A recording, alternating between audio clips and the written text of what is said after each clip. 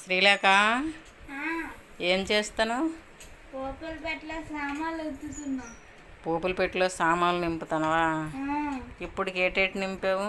మినపప్పు, శనగపప్పు, మిరియాలు, ఇప్పుడేంటి ఆవాలా? నిండుగేసి ఫాస్ట్గా వేయాలి. చాలు చాలు. నెక్స్ట్ నెక్స్ట్ ఏంటి వేస్తావు? నీకు వాటన్నిటి పేర్లు తెలుసా? అయ్యో ఫాస్ట్గా అయ్యో.